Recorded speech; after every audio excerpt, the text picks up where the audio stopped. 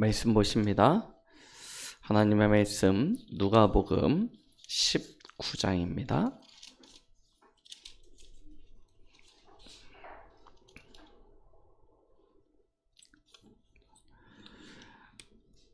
누가복음 19장 9절로 10절까지 말씀 보시겠습니다.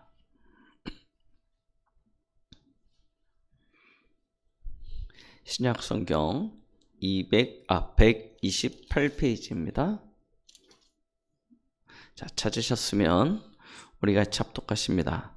예수께서 이르시되 오늘 구원이 이 집에 이르렀으니 이 사람도 아브라함의 자손이미로다. 인자가 온 곳은 잃어버린 자를 찾아 구원하려 함이니라. 아멘. 자, 오늘 말씀 제목은 참 사람으로 오신 예수 그리스도입니다. 저희가 사복음서를 가지고 예수 그리스도를 우리가 확인하고 있는데요. 처음 우리가 보았던 마태복음에서 나타난 예수 그리스도는 만왕의 왕이요 만유의 주로 이 땅에 오신 분이십니다. 왜요? 흑암에 잡히고 갇혀있는 그 억눌린 자들을 구원하시기 위하여 만왕의 왕이요 만유의 주 대신 그리스도께서 오셔서 우리의 인생의 모든 문제를 끝내셨음을 마태는 기록하고 있는 것입니다. 마가복음은 종으로 오신 예수님이셨습니다.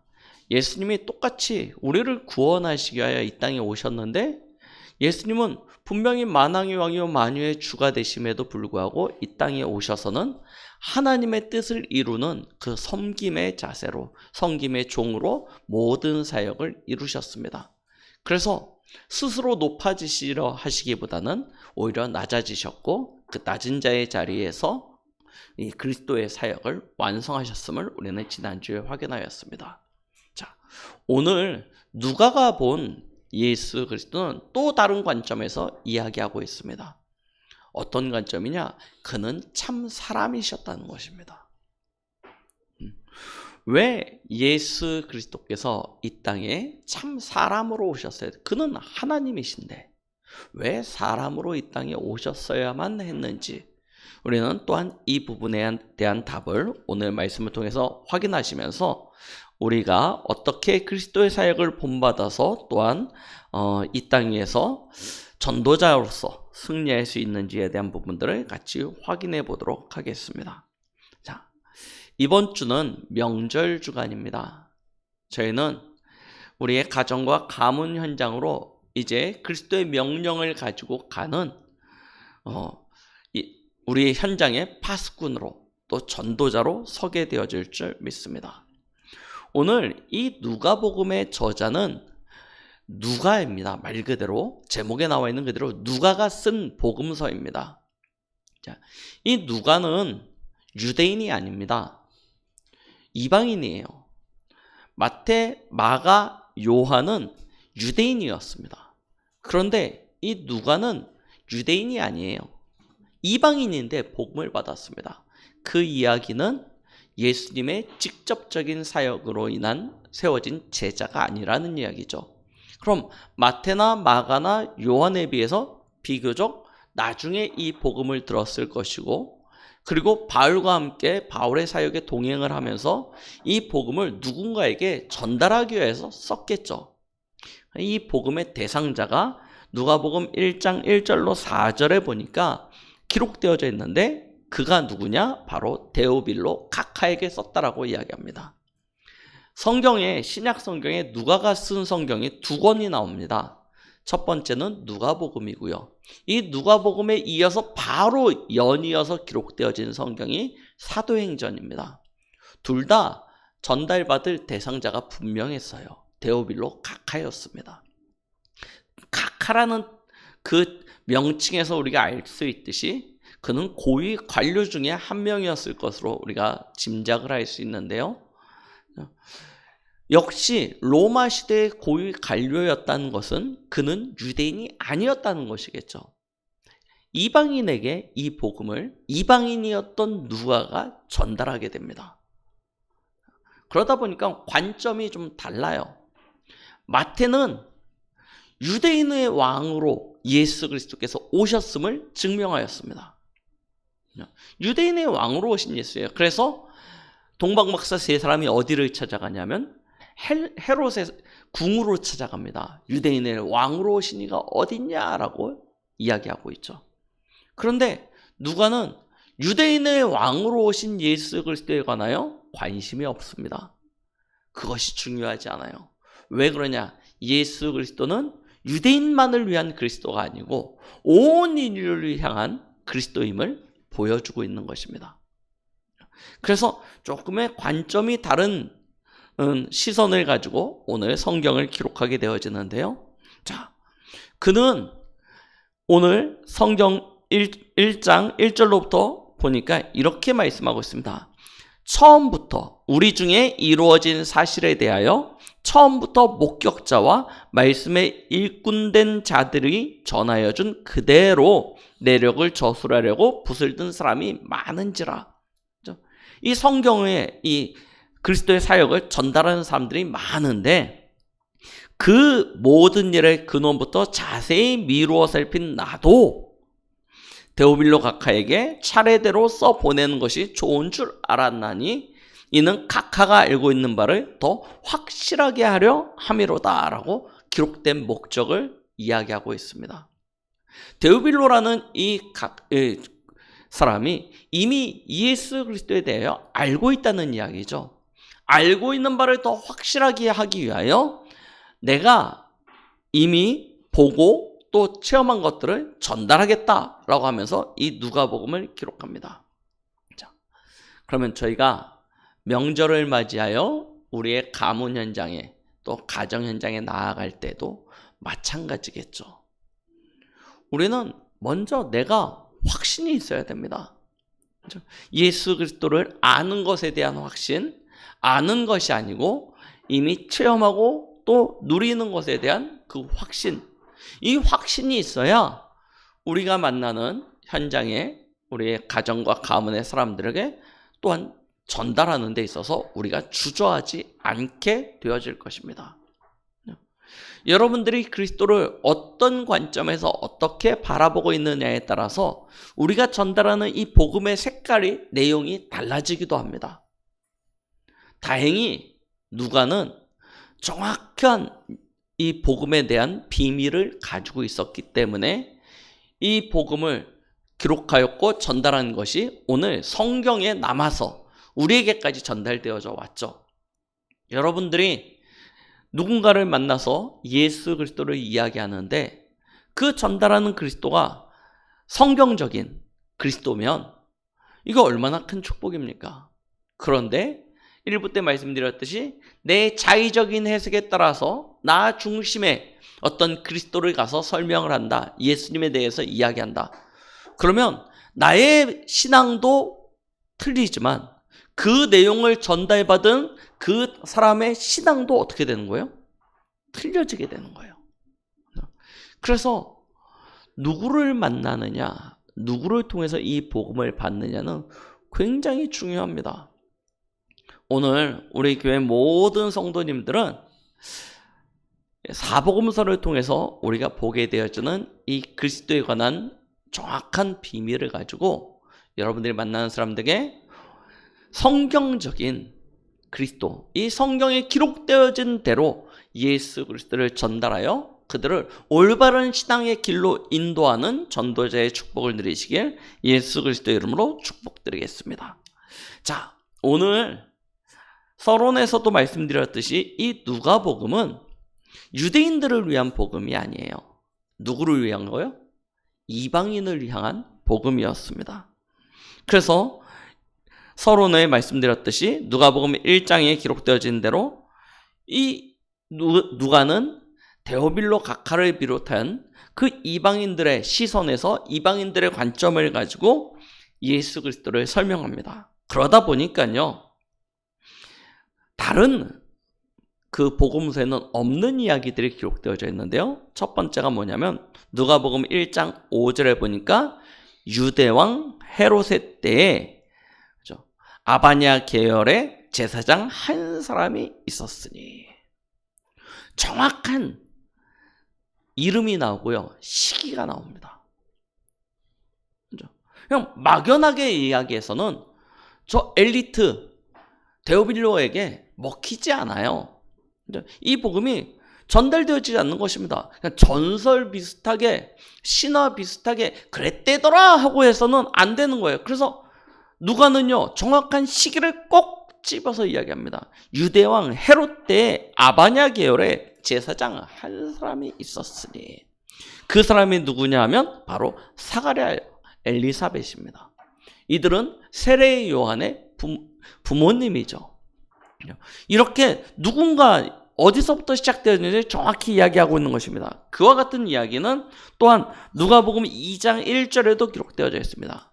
그때 가이사 아구스토가 영을 내려 천하에 호적하라 하였으니, 예수님이 언제 오셨냐? 가이사 아구스토가 명을 내려서 호적 정리를 하라고 명을 내렸을 때 그때 예수님이 오셨다. 이게 뭐냐? 역사에 남은 이야기 아닙니까? 실제로요. 그러면서 또 3장 1절에 보니까 예수님이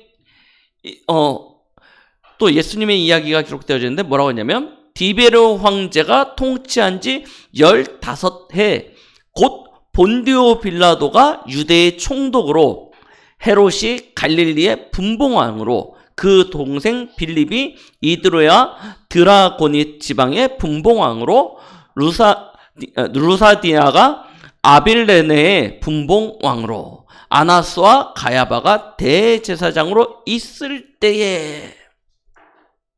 보세요. 왜 이처럼 하냐? 예수님이 실존하는 사람으로 이 땅에 오셨다는 거예요. 그렇죠? 이걸요, 정확하게 남긴 것입니다. 그러면서 이 누가복음에는 다른 복음서와 다르게 예수님이 자신에 대하여 뭐라고 이야기하냐면 인자가라고 이야기합니다. 사람의 아들이라는 한자 그대로 하면, 그렇죠? 예수님이 그렇게 표현한 것이 27회가 기록되어져 있습니다. 예수님이 자기 자신을 인자로 표현하세요. 그렇죠? 그리고 마지막 누가복음 23장 47절을 보니까 예수님의 십자가에 못 박은 백부장이 예수님이 숨을 거두시고 난 이후에 하는 고백입니다.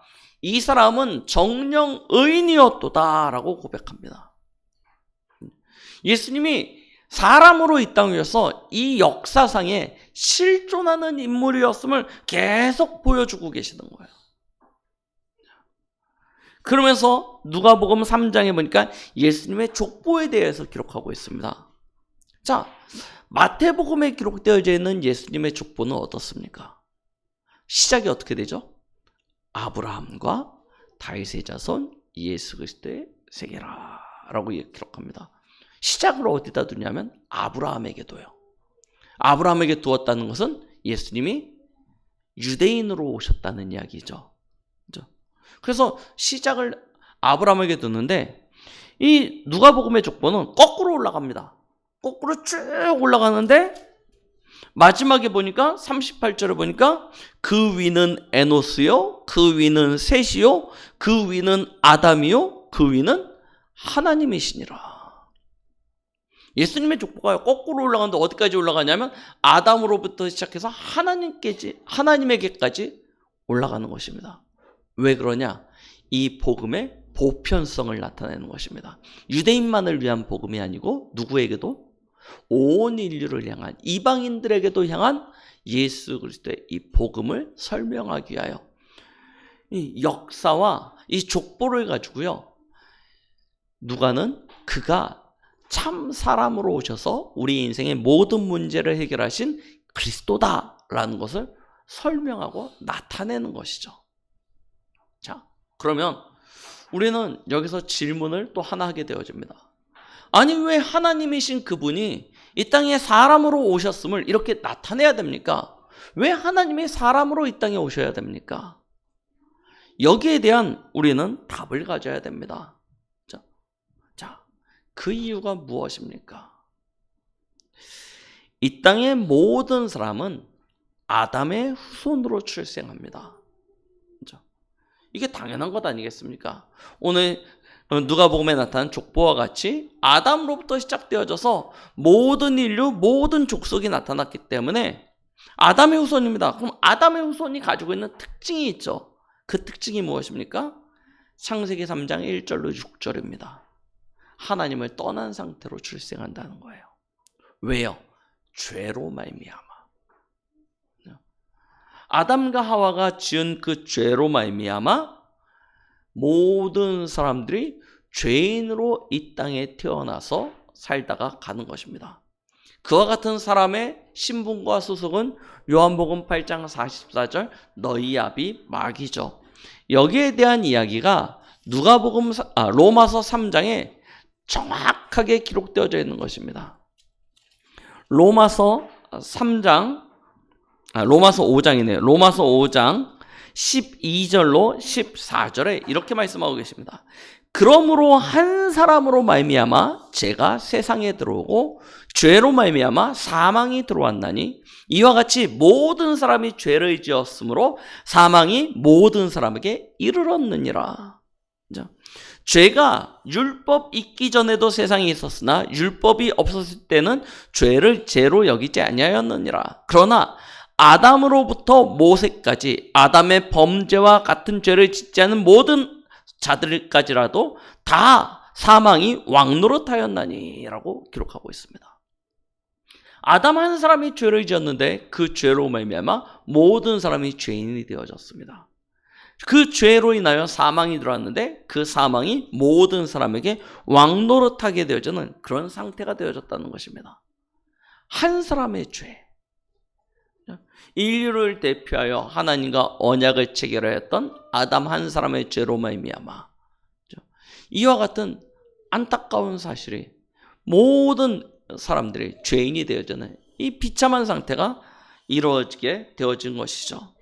자, 이처럼 아담의 후손으로 태어난 사람은 죄인이고 이미 하나님을 떠난 상태에 있어서 소속과 신분이 마귀에게 장악되어져 있기 때문에 스스로 그 마귀로부터 연결되어진 그 신분과 배경을 끊을 수가 없습니다. 이 죄의 문제를 해결할 수 없습니다. 그러다 보니 아무리 몸부림치고 애를 쓰고 용을 써도 하나님을 만날 수 없게 되어지는 것이죠.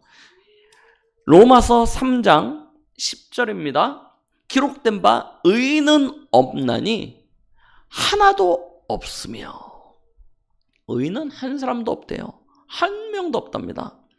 11절에 보니까 뭐라고 얘기합니까? 깨닫는 자도 없고 하나님을 찾는 자도 없고. 그죠? 다 주죠. 함께 무익하게 되고 선을 행하는 자는 없나니 하나도 없도다. 이렇게 성경은 말씀하고 있는 거예요. 그죠? 의인이 없는 거예요. 세상에 우리가 뉴스를 보면 가끔 의인이라고 나오지 않습니까? 자기 생명을 들여서 바쳐서 다른 사람의 생명을 구원하는 사람. 그런 사람들을 보고 우리는 의인이라고 이야기합니다. 그러나 그것은 육신적인 것이고요. 그죠? 하나님이 보시는 의, 그 선은요, 사람의 기준과 다릅니다.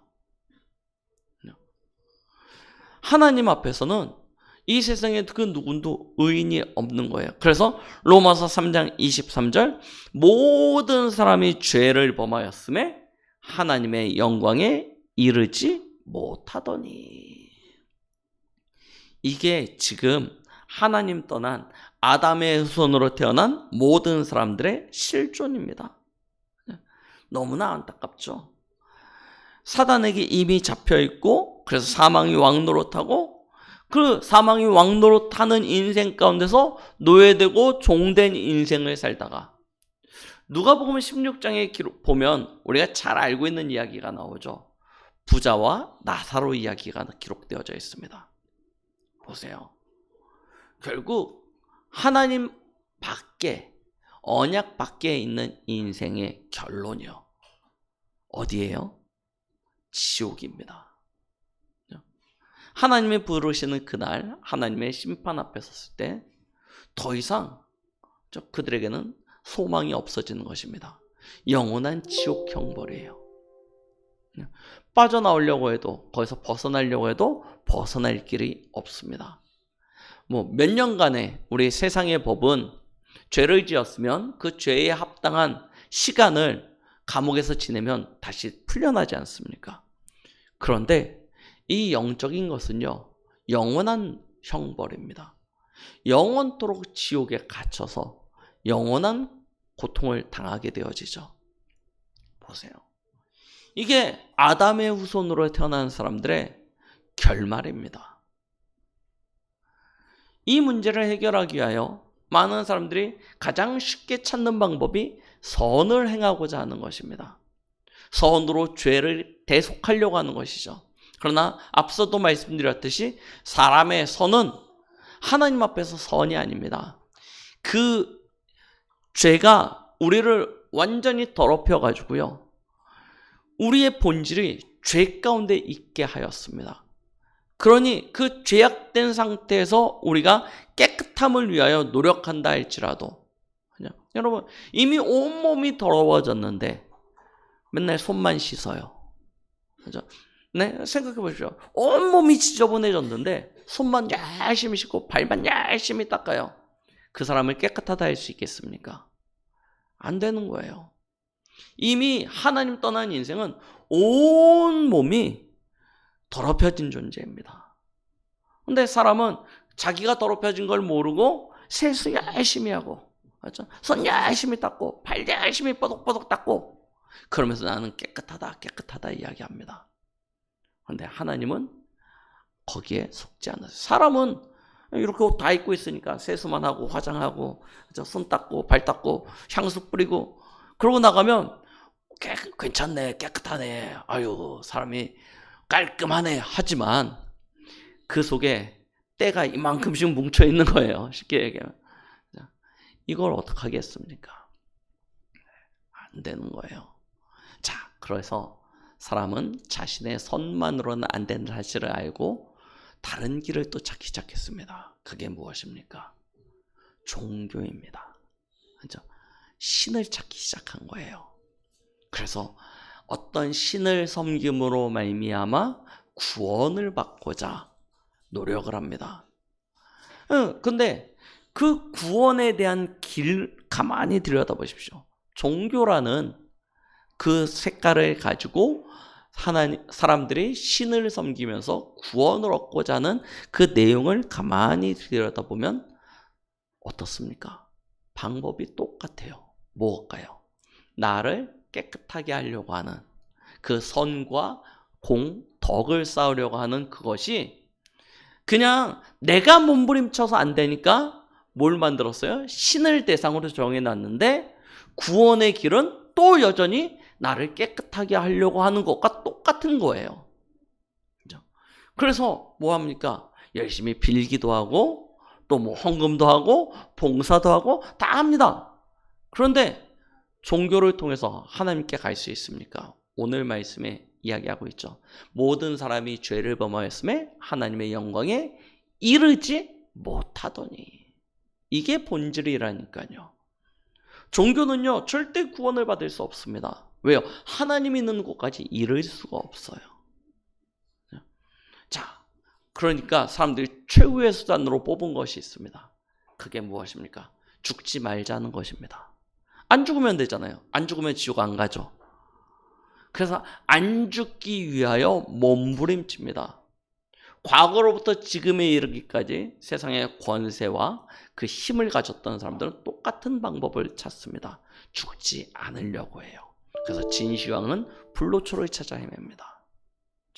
내가 가지고 있는 것을 놓기 싫고 죽어서 어떤 불확실성에 빠지는 것이 싫은 거예요. 그런데 지금은 그런 불로초라는 것이 존재하지 않는다는 사실을 알죠. 그래서 과학과 의술을 가지고 죽지 않을 수 있는 방법을 찾기 시작합니다. 그게 여러 가지 뭐 이제 인공 배양을 통해서 어떤 장기도 만들어내고 DNA 변이도 일으키고 뭐 온갖 방법들을 다 찾기 시작하는 것입니다. 그런데 사람이 영원 불멸할 수 있습니까? 불가능 아닙니까? 그렇죠? 불가능이에요. 그리고 여러분 생각해 보십시오. 안 죽는다. 행복하겠습니까? 죽지 않는다. 그게 행복하겠습니까? 여러분들이 안 죽고 지금 이 상태로 100년, 200년, 300년 산다고 생각해 보십시오. 여러분들 주위에 사랑했던 사람들 한 사람, 두 사람 다 떠나가고 없어지는데 나 혼자만 100년, 1000년 산다. 어떻겠습니까? 맞죠? 이것도요, 진짜 죽음의 이를 만한, 지옥과 비길 만한 그런 재앙 아니겠습니까? 저주 아니겠습니까? 사람의 수준으로는 그 어떤 것으로도 인생의 그 문제를 해결할 수 없습니다. 그 저주와 재앙, 지옥과 사단, 사망, 이 문제를 해결할 수 없어요. 그래서 하나님이 이 땅에 우리에게 구원자를 주시는데 이 죄 문제가 누구로부터 시작되어졌냐? 사단 문제가 아닙니다. 누구예요? 사단은 속였을 뿐이고요. 죄는 누가 지었어요? 아담과 하와가 지었습니다. 아담과 하와가 지었어요. 아담과 하와가 죄를 지었는데 하나님이 그 벌을 누구에게 주세요? 사실은 하와가 선악과를 따먹었는데 하나님은 아담을 책망하세요. 왜요?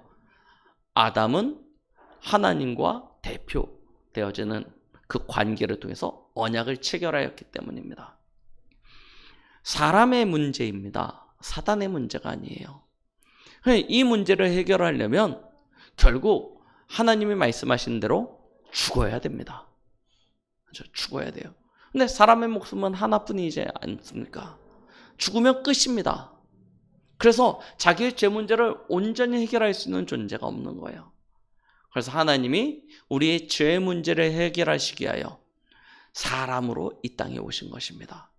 온 인류를 대표하여 아담이 한 사람의 죄로 말미암아 이 땅에 사망을 가지고 왔고 그로 말미암아 사망이 모든 사람에게서 왕노릇하듯이 하나님은 한 분 예수 그리스도를 이 땅에 보내셔서 그를 통하여 우리의 모든 문제를 끝내기로 계획하신 것입니다.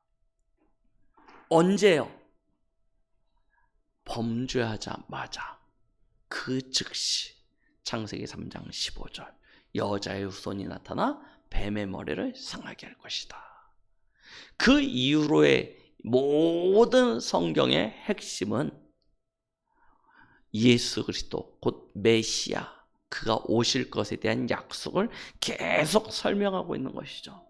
그가 아니고선 우리의 인생의 문제, 이 죄 문제, 사단 문제, 사망과 지옥의 문제 해결할 수 없다는 것을 우리에게 보여주고 계시는 것입니다. 그 약속되어진 대로 우리에게 참 사람으로 예수님이 오셨습니다.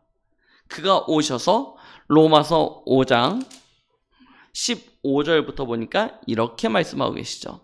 그러나 이 은사는 그 범죄와 같이 아니하니 곧 한 사람의 범죄로 인하여 많은 사람이 죽었은즉 더욱 하나님의 은혜와 또한 한 사람 예수 그리스도의 은혜로 말미암은 선물은 많은 사람에게 넘쳤느니라 라고 말씀하고 계시는 것입니다.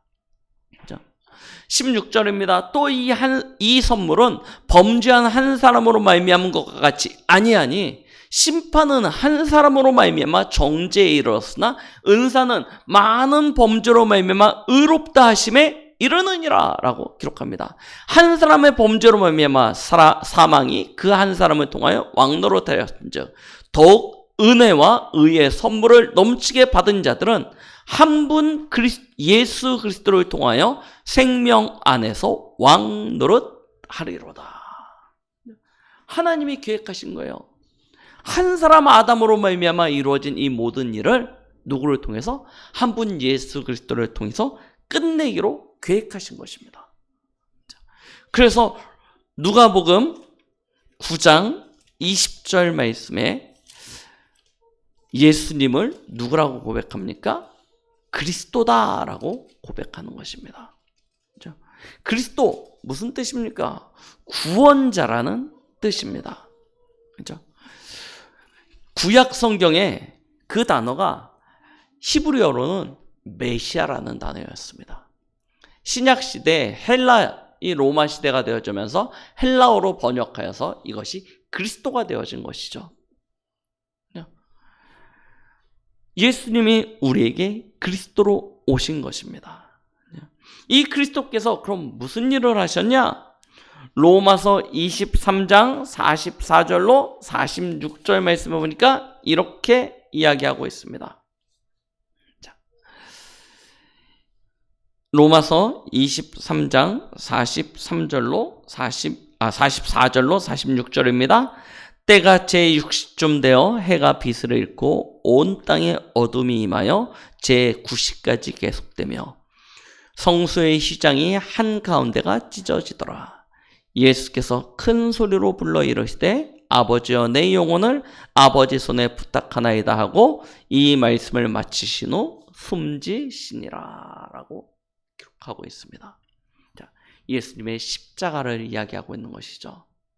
예수님이 십자가에서 우리의 모든 문제를 담당하시고 대신 피 흘려 죽으신 것입니다. 자, 죽으실 때 어떤 일이 일어났다고요? 성소의 휘장이 한가운데가 찢어지더라 라고 기록하고 있습니다. 성막 안의 성소는 두 군데로 나누어지죠. 일반적으로 떡상과 촛대가 있는 성소가 있고요. 그 안에 언약궤가 담겨져 있는 지성소가 있습니다. 지성소는 하나님이 이스라엘 가운데 임재하시는 것이고 거기서 하나님이 1년에 한 번 대제사장을 통해서 하나님의 뜻과 계획을 알리시는 거룩하게 구별되어진 곳이었습니다. 그래서 그 지성소로 들어가는 그 입구는 휘장으로 가려져 있었습니다. 그 휘장을 함부로 넘어가게 되어지면 죽음을 맞이하게 되어집니다. 심지어 대제사장조차 함부로 자기의 몸을 가꾸지 아니하고 그 지성소 안으로 들어가면 죽게 되어져 있습니다. 하나님은 거룩하시기 때문입니다. 그래서 제사장이 1년에 한 번 지성소로 들어갈 때는 자기 자신을 정결케 하고 난 이후에 들어가게 되어집니다. 지성소는 아무나 들어갈 수 없는 곳이에요. 휘장으로 철저히 구분되어져 있었습니다. 자, 그런데 오늘 그 성소와 지성소를 나누었던 그 휘장이 갈라지게 되어집니다. 무슨 이야기입니까? 누구든지 그 지성소, 하나님이 계신 곳으로 나아갈 수 있는 길이 열렸음을 우리에게 보여주고 계시는 성경 구절입니다. 예수님의 죽으신 그 사건은 모든 사람이 죄를 범하였으며 하나님의 영광에 이르지 못했던 그 상태를 끝내버리셨어요. 그래서 예수님은 요한복음 14장 6절에 내가 곧 길이요 진리요 생명이니 나로 말미암으면 아버지께로 나아갈 수 있다라고 이야기하고 계시는 것입니다. 예수님의 십자가 사건은 이와 같은 놀라운 축복을 우리에게 알려주고 계시는 것이죠. 그리고 그가 이 모든 우리의 인생의 문제를 해결하신 그리스도라는 사실로 누가복음 24장에 보니까 살아나십니다. 성경대로 죽으시고 성경대로 살아나세요. 7절에 보니까 인자가 죄인의 손에 넘겨져 십자가에 못 박히고 제3일에 다시 살아나야 하리라.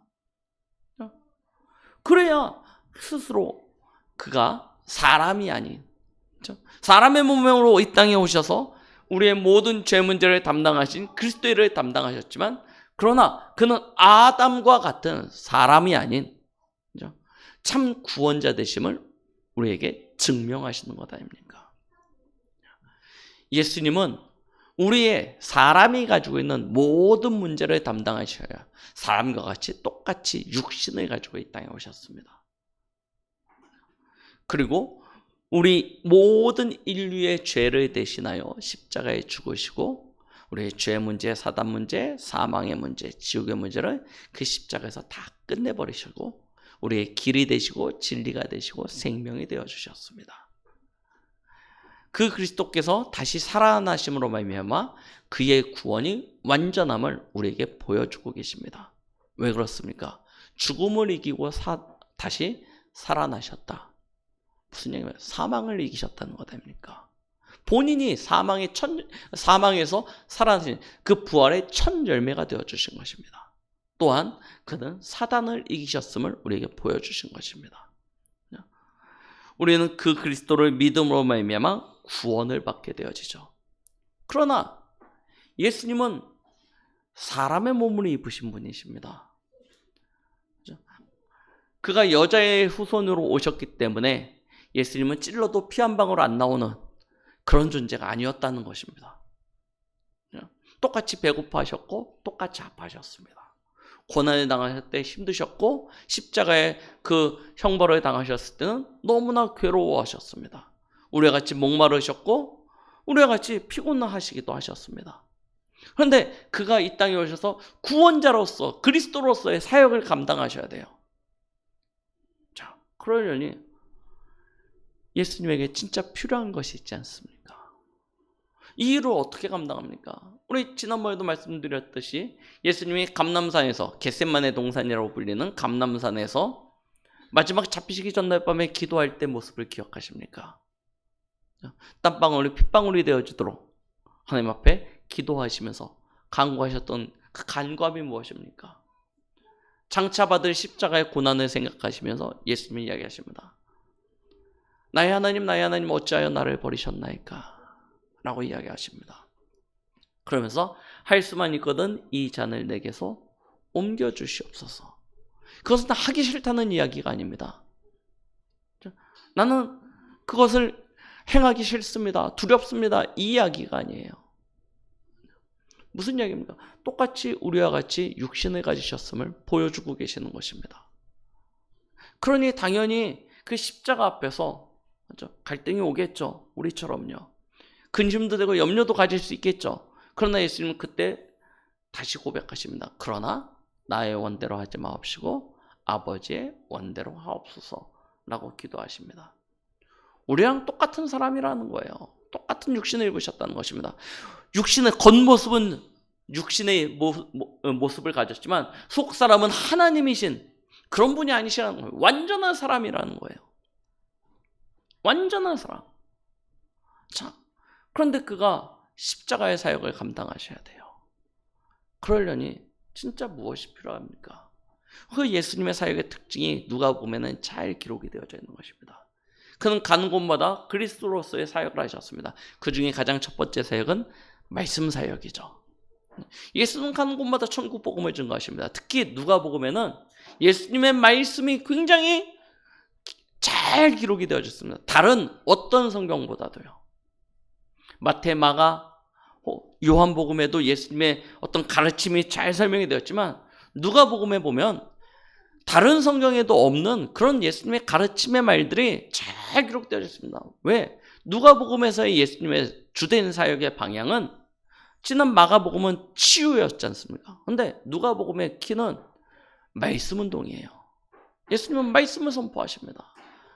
처음부터 이 복음 전파를 위한 사역을 하셨고 마지막 제자들을 찾아가셔도 엠마오로 가는 제자들에게도 말씀으로 자기를 나타내십니다.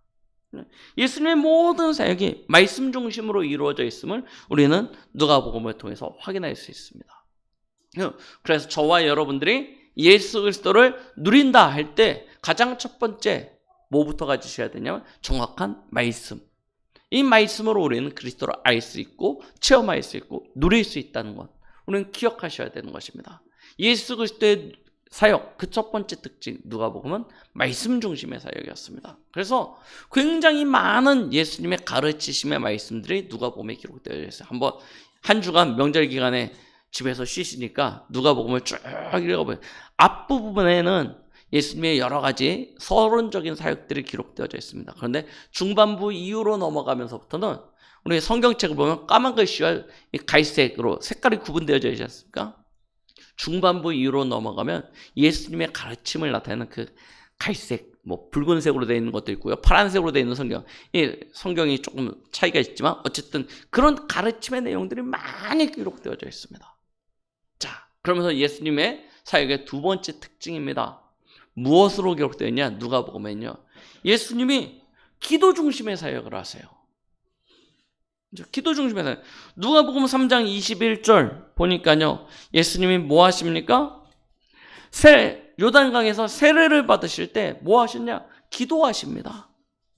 누가복음 5장 16절에 하루 일과를 마치시고 난 이후에 기도하십니다. 누가복음 6장 12절에 12제자를 선택하시기 전에도 기도하십니다. 또한 베드로의 고백 이후 자신의 죽음과 부활을 나타내기 전에 누가복음 9장 18절에서 또 기도하시는 장면이 기록되어져 있습니다. 변화산에서도 마태복음에 기록되어지는 변화산 사건과 누가복음에 기록되어지는 변화 사건의 조금 다른 부분이 뭐냐면 예수님이 기도하실 때 변화되어졌다라고 기록하고 있습니다.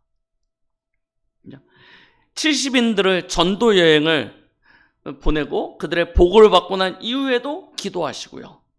주기도문을 가르치기 전에도 누가복음 11장 1절에 보니까 또 기도하십니다. 마지막에 겟세마네 동산에서 누가복음 22장에 보니까 또 기도하세요. 그리고 십자가상에서도 예수님은 기도하십니다. 자, 다른 성경에는 잘 기록되어지지 아니한 이 기도에 대한 예수님 자신이 기도에 대한 이야기, 기도하여 행하셨던 이야기들을 누가복음에서는 굉장히 상세하게 나타내고 있는 것입니다. 왜요? 사람이시기 때문에. 그렇죠? 사람으로서 그리스도의 일을 감당하시려 하시니까 기도의 비밀이 아니고선 감당할 수 없는 것입니다. 그러면서 누가복음에만 기록되어져 있는 기도에 대한 내용이 누가복음 11장, 18장에 기록되어져 있죠. 보세요. 누가복음 11장 무슨 이야기입니까? 손님이 찾아왔는데 먹을 것이 없는데 그렇죠? 친구 집에 먹을 것이 있는 걸 알아요. 그럼 어떡하겠습니까? 밤늦게 가서라도 맞죠? 간절히 구하게 되는 것 아닙니까? 그 이야기합니다. 누가복음 18장에 무슨 이야기합니까? 불의한 재판관 이야기하면서 기도에 대한 이야기를 하고 계시죠. 우리에게 기도에 대한 약속을 또 설명해 주시는 것입니다. 이게 누가복음의 큰 특징 중에 하나예요. 예수님은 기도로 모든 사역들을 진행하십니다. 자, 그러면서 예수님 사역의 특징 누가복음에 기록되는 세 번째입니다. 무엇입니까? 성령 중심의 사역입니다. 하나님이신 예수님이 이 땅에 오셨습니다. 그러니까 그의 능력만으로도 그의 힘만 권세만으로도 모든 것이 가능할 수 있지 않았을까라고 생각되어졌는데 그렇지 않음을 보여주고 계십니다. 성령 중심의 사역이에요. 특히 예수님의 탄생이죠. 여기에 관련되어져서 이야기하고 있는 것입니다. 세례 요한의 잉태와 그가 나중에 예수님이 마리아의 몸에 잉태되어졌을 때 만나게 되어졌을 때 그 세례 요한이 복중에서 기뻐 뛰놀면서 그의 어머니 엘리사벳이 고백하는 모든 장면들, 이 모든 것들에 성령의 역사가 기록되어져 있는 것입니다. 세례 요한의 잉태, 예수님의 잉태, 둘의 만남, 아직 출생도 안 했어요. 복중에서 만났는데 성령께서 감동하시고 성령께서 행하시는 것들을 보여주는 것을 우리가 알 수 있게 되어지는 것이죠. 그러면서 우리 누가복음 2장 27절에 보니까 그 시므온이라는 사람이 그 성령의 감동으로 말미암아 예수님을 축복하는 그런 장면도 또한 기록되어져 있는 것을 우리는 보게 되어집니다. 자, 그러면서 예수님이 어렸을 때에 또한 성전에 들어가시게 되어지는데 이 성전에 들어가실 때에도 성령님께서 그 예수님을 그곳으로 인도하셨다는 장면들을 또한 이야기하고 계시죠. 자, 누가복음 4장에 보니까 예수님이 또한 시험을 받으시려 하실 때도 성령의 충만함을 입어 성령에 이끌리어 40일 동안 시험을 받으시러 가셨다라고 기록하고 있고요.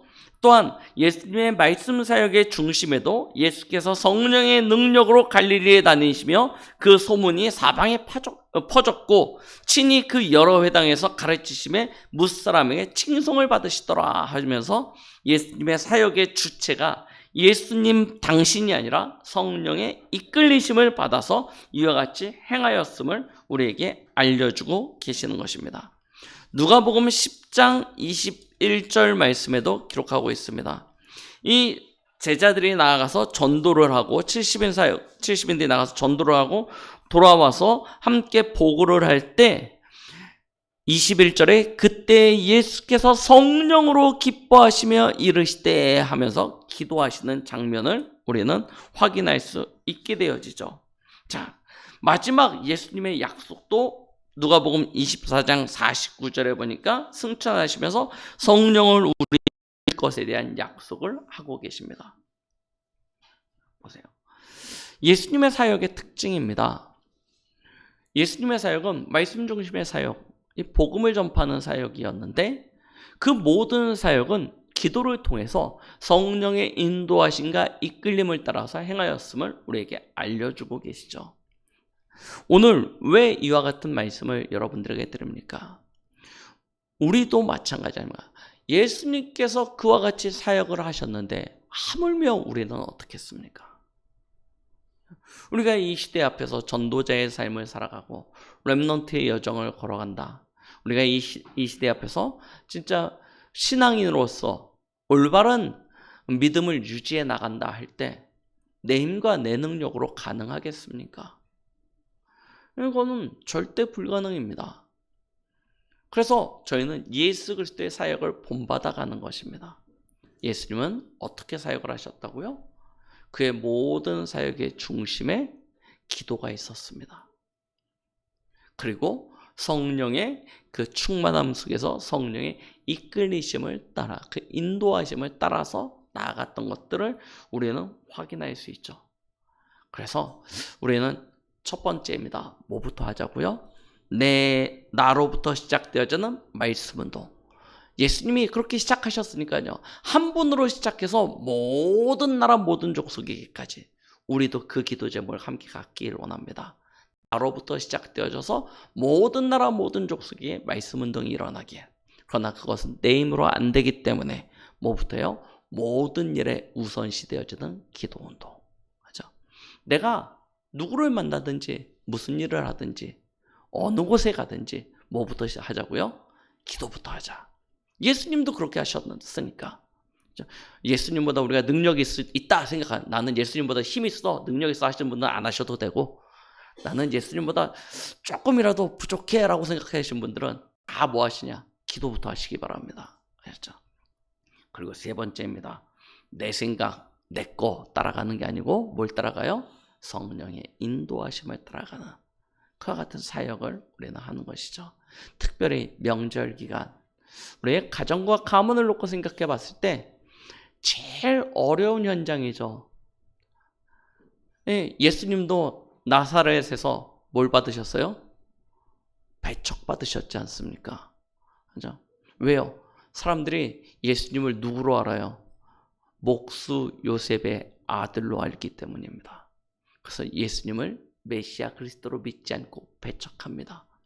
우리도 우리의 고향으로, 우리의 본가, 우리의 형제들을 만나면, 저도 그래요. 저도 가면 우리 친척 형님들을 다 뭐로 보냐? 동생으로 봐요. 목사님으로 보는 분은 몇 분 안 됩니다. 다 그러면 동생으로 봐요. 그래, 야! 하면서 이제 막 이제 뭐 그렇습니다. 그러니까요.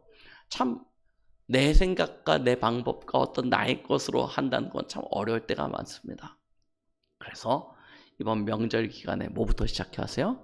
가기 전에 이미 기도부터 시작하세요. 흑암 꺾으시고 하늘 군대 동원하시고 진짜 주의 성령이 나타나지도록 기도부터 시작하시고, 그냥 가가지고 깽판 치듯이 복음 전하시면 안 됩니다. 맞아?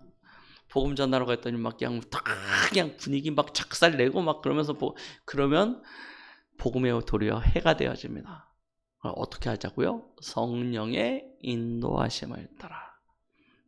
우리는 그 일을 감당하는 것입니다. 하나님은 반드시 주 예수를 믿으라, 그리하면 너와 내 집이 구원을 받으리라 말씀하셨습니다. 여러분 한 사람을 통하여 여러분들의 가정과 가문을 다 살리시는 축복을 주실 것이고, 그 가정과 가문을 뒤넘어서 모든 나라 모든 족속을 살리는 그런 축복을 주실 줄 믿습니다. 그와 같은 응답을 누리시는 복된 한 주간이 되시길 예수 그리스도의 이름으로 축원드리겠습니다. 기도합니다. 하나님, 참 사람으로 이 땅에 오셔서 완전한 구원을 우리에게 허락하신 예수 그리스도, 우리는 그 그리스도의 구원에 대한 감사와 감격을 가질 뿐만 아니라 또한 그의 사역을 본받아 진짜 말씀 운동, 전도 운동에 힘쓰길 원합니다. 이 일을 감당할 수 있도록 늘 기도 속에 거하며 성령의 인도를 따라 행하길 간절히 소망하오니 하나님, 우리 모든 충만한 교회 성도들이 예수 그리스도를 본받는 그런 믿음의 삶이 되어지도록, 그런 사역이 되어지도록 축복하여 주시옵소서. 예수 그리스도 이름으로 기도드렸습니다. 아멘.